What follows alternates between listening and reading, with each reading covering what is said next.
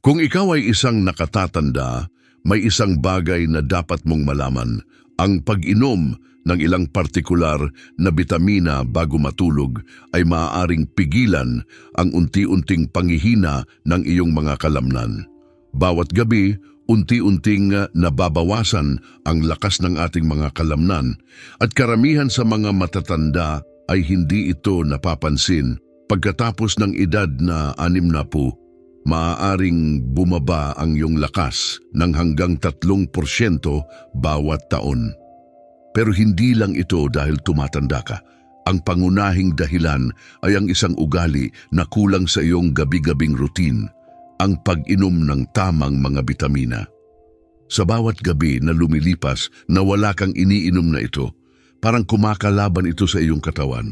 Kapag umabot na sa kritikal na punto ang mabagal at tahimik na pagkawala ng kalamnan, hindi ka lang mahihirapan gumalaw. Mas mataas din ang posibilidad mong madulas at mabalian ng buto. At kapag nabali ang buto, maaari nitong simulan ang pagkawala mo ng kalayaan sa sarili at iyon pa lamang ang simula. Mas seryoso pa ang mga susunod na mangyayari. Maraming matatanda ang hindi umiinom ng tamang mga bitamina. Mas kaunti pa ang umiinom ng mga ito sa gabi, na siya talagang pinakamabisang oras para kumilos ang mga ito. Sa katunayan, halos 73% ng mga tao lampas edad 65 ay kulang sa kahit isa sa 7 pangunahing bitamina na kailangan para protektahan ang mga kalamnan habang natutulog. Kung ikaw ay higit 60 taong gulang at hindi mo nakukuha ang mga bitamina na ito, maaaring ito ang maging dahilan kung mananatili kang nakakalakad mag-isa o kailangan mo ng tungkod o kasama sa mga susunod na taon. Sa video na ito, matututunan mo ang tungkol sa 7 pinakamahalagang bitamina na dapat inumin ng mga nakatatanda bago matulog. Isa-isa nating ilalahad mula sa pinakamababa hanggang sa pinakamahalaga. Lahat ay base sa nakakagulat na mga pag-aaral na karamihan sa mga matatanda ay hindi pa naririnig. Ang bawat bitamina ay may malaking papel para mapigilan ang panghihina ng mga kalamnan habang natutulog ka. Alin ang pinakamahalagang bitamina sa listahan? Ayon sa mga pag-aaral, kapag kulang ka nito, maaaring higit pa sa doble ang bilis ng pagkawala ng iyong kalamnan sa magdamag. Oo, mahigit 100% ang masamang epekto. Pero bago tayo magsimula, saan ka nanonood? Ibahagi ang iyong lungsod o bansa sa comments. Gustong-gusto naming marinig mula sa inyo at sinasagot namin lahat. Nakakatuwang makita kung hanggang saan umaabot ang mensaheng ito. Lahat ng maririnig mo ay suportado ng totoong siyentipikong pag-aaral. Walang hula, walang dagdag-dagdag. Ang mga ito ay resulta mula sa mga pag-aaral na nakatutok mismo sa mga taong lampas 60 ang edad. Makikita mo ang lahat ng pinagmulan sa video description. Simulan na natin sa pang-7 bitamina. Ito ay isang mineral na madalas hindi nabibigyan ng pansin pero may malaking papel sa pag-aayos ng mga kalamnan sa gabi. Ang pang-7 ay magnesyo. Hindi basta-basta suplemento ang magnesyo. Isa itong pangunahing bahagi ng sistema ng katawan para kumpunihin ang mga kalamnan habang natutulog. Pero may isang mahalagang detalye. Karamihan sa mga uri ng magnesyo ay hindi madaling masipsip ng katawan. Ang kailangan mo ay tinatawag na magnesium glycinate. Ang uri na ito ang kayang makadaan sa iyong digestive system at makarating sa mga kalamnan habang natutulog ka. Maaari mong isipin ang magnesyo bilang senyales ng pagpapakalma. Tinutulungan nitong mag-relax ang iyong mga kalamnan. Pero mas mahalaga pa rito, pinapagana nito ang ilang enzyme sa iyong kalamnan na kumukontrol kung paano naiiwasang matuyo ang mga ito at kung paano ginagamit ang oxygen. Kung wala ito, ang mga fibers ng kalamnan ay nagiging matigas, namumulikat at natutuyuan, kaya mas madali silang manghina habang natutulog ka.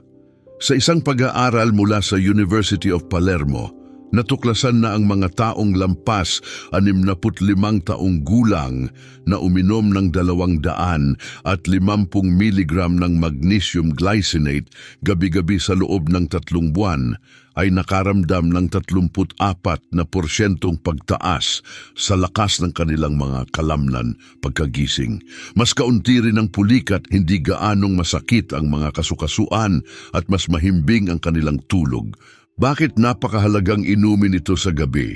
Dahil habang natutulog ka, pumapasok ang katawan sa recovery mode. Doon nagiging aktibo ang repair branch ng iyong nervous system. Ang magnesyo ang nagsisilbing gasolina nito.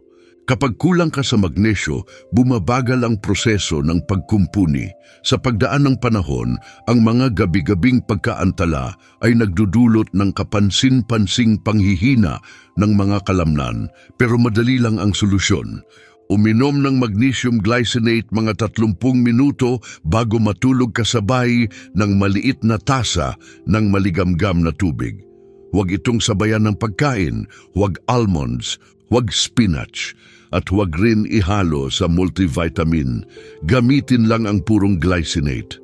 Isa ito sa pinakamabisang paraan para protektahan ng iyong mga kalamnan habang natutulog at madalas itong nakakaligtaan. Ngayon, pag-usapan natin ang pang-anim, ang bitamina B12. Ito ang bitamina na nagpapagana sa electrical communication system ng iyong katawan. Kung kulang ka nito, hindi makakapagpadala ng maayos ang iyong utak ng mga senyales sa mga kalamnan, kaya nahihirapan silang gumalaw, mag-recover o lumakas. Nagiging seryosong problema ito habang natutulog ka. Habang tumatanda tayo, bumababa ang ating stomach acid at kailangan ng asidong ito para masipsip ang B12 mula sa pagkain. Kaya kahit kumain ka ng karne o uminom ng multivitamin, maaring hindi pa rin nakukuha ng iyong katawan ang sapat na B12. Ang kakulangan sa B12 ay madalas tawaging nakatagong pumatay ng lakas ng kalamnan. Hindi mo ito mararamdaman agad. Pero isang araw, biglang mabigat na pakiramdam ng iyong mga binti. Nagiging parang hindi matatag ang iyong balanse. Parang naglalakad ka sa tubig o putik. Ganito kadalas nagsisimula. Isang malakihang pag-aaral mula sa Tufts University ang nakakita na 39% ng matatandang may mahihinang kalamnan ay mababa rin ang antas ng B12. Sa isa pang ulat sa Journal of Neurology, nakita na ang mga matatandang uminom ng mataas na dose ng methylcobalamin, ang aktibong anyo ng B12, ay nagkaroon ng 49% na pagbuti sa koordinasyon ng kanilang mga ugat at kalamnan sa loob lang ng 8 linggo. Mahalaga rin ang oras ng pag-inom nito.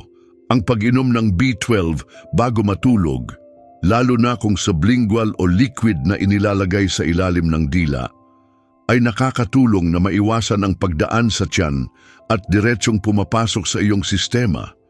Kaya natutulungan ang iyong mga ugat na mag-recover habang nasa malalim na tulog ka. Doon gumagawa ng maintenance ang iyong utak sa nervous system, kaya doon pinakakailangan ang B12. Kung lampas ka na sa 60 at hindi umiinom ng methyl B12, bago matulog, maaaring unti-unting humihina ang kalusugan ng iyong mga ugat at naapektuhan nito ang kakayahan mong gumalaw. Ang pinakamainam na paraan ay ilagay ang 1,000 micrograms na tableta ng methyl B12 sa ilalim ng iyong dila mga 1 oras bago matulog. Hayaan itong matunaw ng buo, hindi mo na kailangan ng tubig. Yun lang ang kailangan para magsimula ang araw mo na mas matatag, mas mabilis mag-react at mas maganda ang koneksyon ng iyong isip at katawan. Handa ka na ba para sa susunod? Dahil ang pang-5 bitamina ay isa na madalas maling iugnay lang sa kalusugan ng buto. At ang maling akalang iyon ay maaaring makasama pa. Pang-5, bitamina D3. Marami pa ring naniniwala na ang bitamina D ay para lang sa pagpapalakas ng buto. Pero kung lampas 60 ka na, ang lumang paniniwalang ito ay maaaring isa sa mga dahilan ng unti-unting panghihina ng iyong kalamnan. Dahil ang bitamina D3 ay hindi lang basta bitamina, kumikilos ito na parang hormone. Pinapagana nito ang ilang genes sa iyong mga kalamnan, mga genes na tumutulong sa iyong katawan na gumawa ng bagong kalamnan, mag-imbak ng enerhiya at protektahan laban sa pagkasira ng mga tissues. Kung kulang ka sa D3, hindi gumagana ang mga genes na ito at mas mabilis na humihina ang iyong mga kalamnan. Mas masama pa, partikular na pinapatigil ng kakulangan sa D3 ang mga fast-twitch muscle fibers mo, ang mga fibers na kailangan para manatiling balanse umakyat ng hagdan o mabilis na makabawi kung madulas ka.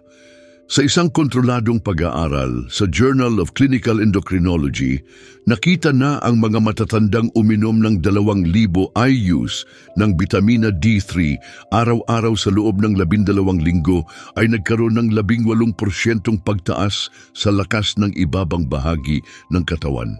Sa isa pang pag-aaral sa Switzerland, nakita na ang mga taong mababa ang antas ng D3 ay 2 beses na mas malamang mawalan ng lakas ng kalamnan hanggang sa kailanganin nilang gumamit ng tungkod. At heto pa, mabilis bumaba ang D3 levels magdamag kung mababa na talaga ang iyong reserba. Napakahalaga nito dahil sa gabi nagaganap ang protein synthesis sa kalamnan, ang proseso kung saan inaabsorb nila ang amino acids para mag-repair at lumakas. Pero kung kulang sa D3, hindi nagsisimula ang mahalagang pagkumpuni. Ang resulta, nagigising kang mas mahina. Narito ang simpleng tip, mas madaling nasisipsip ang D3 kapag iniinom sa gabi kasabay ng kaunting healthy fat. Kaya kung iinumin mo ito pagkatapos ng hapunan, halimbawa may kaunting kutsara ng peanut butter o hiwa ng avocado, mapapataas mo ang pagsipsip nito ng higit 60%. Gawin mo itong parte ng iyong gabi-gabing routine. Isang maliit na soft gel ng D3 na may kaunting fat ay kayang magbigay ng mas proteksyon sa iyong kalamnan kaysa kahit anong exercise equipment o protein powder.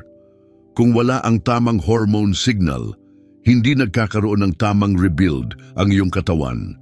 Ngayon, dumako na tayo sa pang-apat na bitamina, napakahalaga para manatiling nakasaksak ang iyong mga kalamnan. At ang nakakagulat, karamihan ng tao ay hindi alam na mahalaga ito. Pang-apat, bitamina E. Karaniwan, iniuugnay ang bitamina E sa pag-aalaga ng balat. Pero para sa mga nakatatanda, kumikilos ito na parang protective shield para sa kalamnan. Tumutulong ang bitamina na ito na depensahan ng mga kalamnan laban sa tunay na pinsala mula sa oxidative stress habang natutulog ka. Ito ang sitwasyon kung saan ang mga hindi matatag na molecules, tinatawag na free radicals, ay sumisira sa malulusog na cells. Lalo na sa kalamnan, mataas ang panganib. Habang nag-aayos ang katawan mo, sa malalim na tulog, tumataas ang inflammation. Ang bitamina E ay parang bodyguard sa yugtong ito. Binabalot ang mga cells ng kalamnan para pigilan ang inflamasyon na magdulot ng permanenteng pinsala. Kung wala ang proteksyong ito, mas mabilis na uubos ang kalakasan ng kalamnan. Bumabagal lang iyong recovery at hindi mo namamalayan na humihina ka na. Sa isang pag-aaral sa American Journal of Clinical Nutrition, nakita na ang mga matatandang kumain ng mas maraming bitamina E ay nagkaroon ng 27% pagbuti sa performance. Mas matibay ang hawak, mas mabilis maglakad, at mas maganda ang galaw. Sa isa pang pag-aaral mula sa University of Arkansas, nakita na ang pag-inom ng 400 IUs ng natural alpha-tocopherol, isang uri ng bitamina E, bago matulog ay malaki ang nabawas sa pinsalang natatamo ng kalamnan magdamag. Pero hindi lahat ng supplements ng bitamina E ay pareho. Kailangan mo ang natural na bersyon, iwasan ng synthetic, lalo na iyong may label na DL. At mahalaga rin ang timing, inumin ito ng walang laman, ang tiyan mga 1 oras matapos ang huling kain. Perpekto ito bago matulog. Sa oras na iyon, pumapasok na ang katawan sa malalim na tulog at buong recovery mode. Ang parehong panahon kung kailan pinakamataas ang oxidative stress. Ang pag-inom ng isang maliit na tableta bago matulog ay makakatulong ng malaki sa pagpapalakas ng iyong kalamnan. Lalo na kung nagpapagaling ka mula sa injury o galing sa pisikal na aktibidad. Maaaring hindi mo agad maramdaman ang epekto, pero sa loob ng ilang linggo, mapapansin mong mas kaunti ang pananakit, mas maayos ang balanse at mas matagal bago mapagod. Iyan ang tahimik na kapangyarihan ng totoong bitamina E. Ngayon, dumako na tayo sa susunod. Pang-tatlong bitamina, sumusuporta ito sa iyong metabolism habang natutulog at tahimik na lumalaban sa pagkawala ng kalamnan. Pero bago tayo magpatuloy, kung nagugustuhan mo ang video na ito, pakibigyan ng like at huwag kalimutang mag-subscribe at i-on ang notifications para hindi mo mamiss ang mga bagong updates. Pang-tatlo, bitamina B6. Marahil nakita mo na ang B6 sa mga label ng multivitamins at inisip na hindi naman ito ganoon kaimportante. Pero para sa mga nakatatanda, ang B6 ang nagsisilbing spark na nagpapaandar sa makina ng paggawa ng kalamnan tuwing gabi. Kung kulang ka nito, hindi maipo-process ng katawan ang protina ng tama. Kaya kahit gaano pa karaming manok, itlog o protein shakes ang kainin mo, hindi ito makakatulong kung kulang ka sa B6. Hindi ito magagamit ng maayos ng iyong mga kalamnan. Ang natatangi sa B6 ay pinapagana nito ang metabolismo ng amino acids sa loob mismo ng cells ng iyong kalamnan. Ibig sabihin, ginagawa nitong totoong kalamnan ang protina mula sa pagkain. Sa isang pag-aaral sa European Journal of Clinical Nutrition, nakita na ang mga matatandang may mataas na antas ng B6 ay nakapangalaga ng 22% mas maraming lean muscle mass sa loob ng 3 taon kumpara sa may mababang B6. Malaking proteksyon ito laban sa age-related muscle loss. Sa isa pang pag-aaral mula sa Tufts University, napatunayan na ang pag-inom ng B6 ay nakatulong pabagalin ang bilis ng pagkasira ng muscle protein habang natutulog ng hanggang 18%. Ito ay dahil sa gabi pumapasok ang katawan sa anabolic state, ang natural na rebuilding phase. Hindi lang nakakatulong ang B6 sa yugtong ito, kinakailangan ito para magsimula ang proseso. Ang pinakamabisang paraan para uminom ng B6 ay sa aktibong anyo nito na tinatawag na FIPOV-P. Ito ang bersyon na agad magagamit ng katawan. Inumin ito mag-isa mga 1 oras bago matulog at siguraduhing may kasamang tubig, hindi pagkain. Ang pagkain bago ito inumin ay nakakahadlang sa pagsipsip ng katawan, lalo na sa matatanda na mabagal na ang panunaw. Hindi mo agad mararamdaman ang epekto, pero sa paglipas ng ilang linggo, maaari mong maramdaman na mas malakas ka sa umaga, mas mabilis bumangon mula sa pagod at baka makakita ka pa ng pagbuti sa muscle tone o muscle gain. Mga bagay na akala ng marami ay imposible na matapos ang edad na 65. Pero posible pa kung ginagawa ng B6 ang tungkulin nito. Ngayon, dumako na tayo sa pangalawang bitamina. Tinutulungan ka nitong makatulog at mag-repair ng kalamnan sa gabi at hinahanap-hanap ito ng katawan mo. Pangalawa, bitamina 7. Marami sa atin ang nakakaalam na ang bitamina C ay nakakatulong laban sa sipon. Pero madalang banggitin kung gaano ito kahalaga para sa pagkumpuni ng kalamnan ng matatanda at kailan pinakamabisang inumin. Bago matulog, alamin natin kung bakit. Malaki ang papel ng bitamina C sa paggawa ng collagen, ang pangunahing protina na nagpapatibay sa pagkakadikit ng mga kalamnan. Kung kulang ka sa collagen, nagiging mahina ang muscle fibers. Madali silang mapunit, matagal gumaling, at pinakamalala, nagsisimula silang mawalan ng density. Dito na nagsisimula ang tinatawag na sarcopenia, ang pagkawala ng kalamnan dahil sa pagtanda. Sa isang malaking pag-aaral sa British Journal of Nutrition, nakita na ang matatandang may mataas na vitamin C intake ay may 67% mas mababang panganib ng muscle loss. Napakalaking kaibahan nito. Sa isa pang pag-aaral mula sa Oregon State University, ipinakita na kahit bahagyang mababa ang vitamin C level ay nagdulot ng 25% pagbaba ng collagen production sa loob lang ng 2 linggo. Ibig sabihin, hindi na nare-repair ng katawan ang araw-araw na pinsala ng kalamnan at kailan ginagawa ng katawan ang karamihan ng pagkumpuni sa malalim na tulog. Kaya ang pag-inom ng vitamina C sa gabi ay napakalakas ng epekto. Tinutulungan nitong punuin ang mga tissues ng kailangan para ma-repair ang muscle fibers habang natutulog ka. Pero hindi lahat ng uri ng vitamina C ay epektibo. Ang buffered o liposomal vitamin C ay mas banayad sa tiyan at mas madaling masipsip habang natutulog. Para sa pinakamagandang resulta, inumin ito ng walang kasamang pagkain, hindi bababa sa 1 oras matapos ang huling kain. Karaniwang sapat na ang 1 gramo. Sa pagdaan ng panahon, mapapansin mong mas kaunti ang pananakit ng kalamnan, mas flexible ang kasukasuan, at mas matibay ang mga tendon at ligaments. Hindi lang titigil ang pagkapinsala ng kalamnan, magsisimula pa silang mag-repair ng mas mabilis kaysa dati.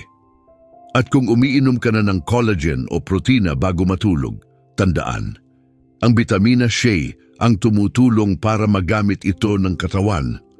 Kung wala ito, walang epekto ang mga supplement na yon. Ngayon ay dumating na tayo sa pinakamakapangyarihang vitamina sa lahat. Ang kakulangan nito ay napatunayang nagpapadoble sa pagkawala ng kalamnan sa gabi. Nakakalungkot, halos lahat ng matatanda ay mali ang paggamit nito o hindi man lang ito iniinom.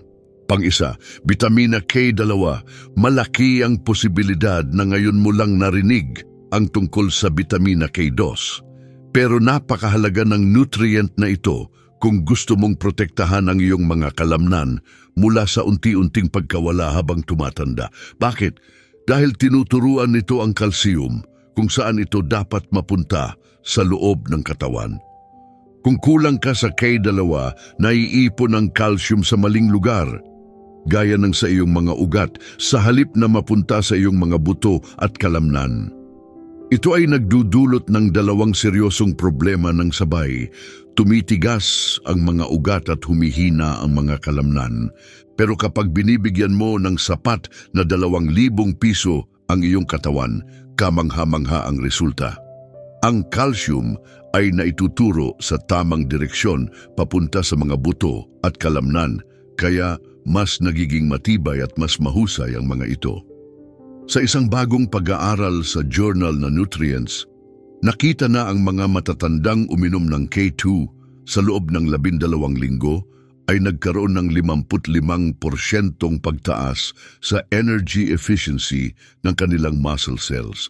Ibig sabihin, mas maganda ang performance ng kanilang kalamnan, mas matagal bago mapagod at mas matibay.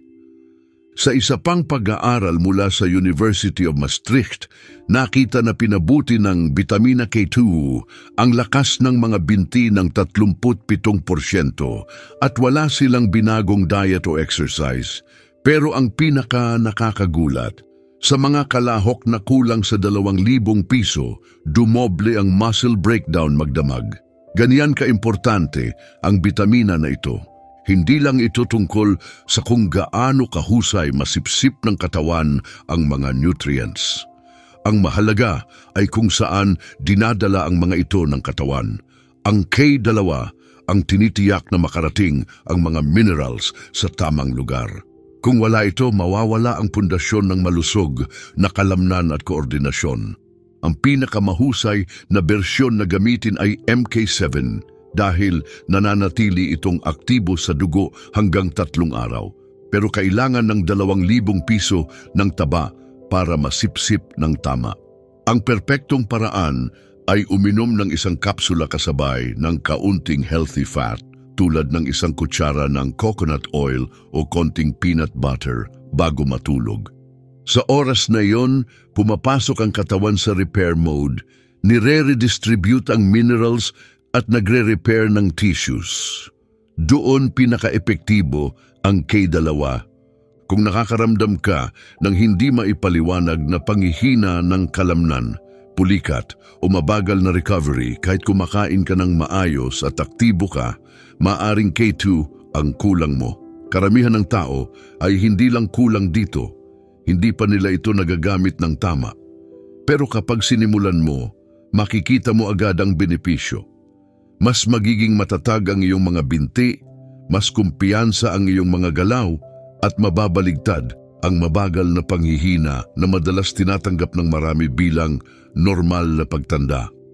Bago tayo magtapos, narito ang 5 simpleng tips para masiguradong makukuha mo ang pinakamalaking benepisyo mula sa mga bitamina na ito. Una, laging inumin ang mga fat-soluble vitamins gaya ng D3, K2 at A kasabay ng kaunting healthy fat. Kahit isang kutsara ng nut butter, ilang pirasong almonds o hiwa ng avocado ay makakatulong para tumaas ng hanggang 70% ang pagsipsip. Kung walang taba, hindi magagamit ng katawan ang karamihan sa bitamina. Pangalawa, huwag pagsabayin ang calcium sa zinc o magnesium. Naguunahan ang mga minerals na ito sa pagsipsip at maaaring harangan ang isa't isa. Para maiwasan ito, paghiwalayin sila ng hindi bababa sa isang oras. Pangatlo, piliin palagi ang active forms ng bitamina kung maaari. Hanapin ang methylated B12 sa halip na cyanocobalamin, MK7 sa halip na standard K2, at magnesium glycinate imbes na magnesium oxide. Mas madali itong masipsip at magamit ng katawan. Pang-apat, maging consistent sa iyong pag-inom ng supplements. May natural na ritmo ang iyong katawan. Kahit ilang araw ka lang hindi makasunod sa iyong routine, maaari nang maapektuhan ang maselang balanse ng gabi-gabing pagkumpuni ng katawan. Kaya mahalagang ituring ang pag-inom ng mga bitamina na parang pagsisipilyo ng ngipin. Gawin itong ugali na hindi mo pinalalagpas bago matulog. At panglima, manatiling sapat ang tubig sa katawan. Mahalaga ang tubig para maipadala ng katawan ang mga bitamina sa dugo at papunta sa cells. Laging inumin ang iyong supplements kasabay ng maliit na baso ng tubig. Huwag lunukin ng tuyo, bababa ang bisa nito. Ngayon ay natutunan mo na ang tungkol sa 7 mahahalagang bitamina na makakapagpabago sa pakiramdam ng iyong katawan, hindi sa loob ng 1 taon, hindi sa loob ng ilang buwan, kundi simula ngayong gabi. Ang nakakagulat na katotohanan ay maraming matatanda ang hindi alam kung gaano kalaking pinsala ang nangyayari habang sila ay natutulog. Doon natutuyo ang mga fibers ng kalamnan. Doon bumabagal ang paggawa ng protina. Doon tahimik na nagsisimula ang pamamaga. Pero ngayon, alam mo na kung paano ito mapipigilan. Ang magnesyo ay tumutulong simulan ang proseso ng pagkumpuni. Ang vitamina B12 ay nagbibigay ng lakas sa iyong nervous system. Pinapagana ng D3 ang mga genes na lumilikha ng bagong kalamnan. Pinoprotektahan ng vitamina E ang iyong mga cells mula sa pinsala. Tumutulong ang B6 gawing kalamnan ang protina. Sinusuportahan ng vitamina C ang collagen, ang glue na nagdidikit sa muscle fibers. At tinitiyak ng 2,000 piso na napupunta ang minerals sa tamang lugar para patibayin ang mga buto at kalamnan. Bawat isa sa mga nutrients na ito ay may mahalagang papel, pero mas epektibo silang kumikilos kapag sabay-sabay na iniinom. At pinakamabisa sila kung iniinom bago matulog. Hindi ito haka-haka, nakabase ito sa tunay na siyentipikong pag-aaral, suportado ng mga clinical trials at pinatunayan ng totoong pagbuti sa mga matatandang sumunod sa mga hakbang na ito. Ngayon, nasa iyo na ang susunod na hakbang. Ano ang iniinom mo bago matulog? Ibahagi ito sa comments. At kung hindi ka sigurado kung saan magsisimula, unahin ang bitamina na pinakakulang ka. Kahit isang maliit na pagbabago ngayong gabi ay makakatulong protektahan ang iyong kalamnan bukas. Kung pinapanood mo ito para tulungan ang isang mahal mo sa buhay, magulang, asawa o kaibigan, ipadala ang video na ito sa kanila. Dahil ang kakulangan sa mga nutrients na ito ay hindi lang nangangahulugang pagkawala ng lakas. Maaari rin itong mga hulugan ng pagkawala ng kalayaan. Ito ay tungkol sa pananatiling matatag sa iyong mga paa, pananatiling maliksi, pananatiling kontrolado ang sariling buhay. Kung nakatulong sa iyo ang video na ito, pindutin ang like button para mas madali itong makita ng iba. At huwag kalimutang mag-subscribe para sa iba pang payo na base sa siyensya para manatiling malakas, malinaw ang isip, at puno ng enerhiya ang iyong katawan. Ngayon na hawak mo na ang mga katotohanan, kumilos ka ngayong gabi at magkikita tayo sa susunod na video. Kung may mga tanong ka o gusto mong ibahagi ang iyong karanasan, mag-iwan ng komento sa ibaba. Maraming salamat sa panonood.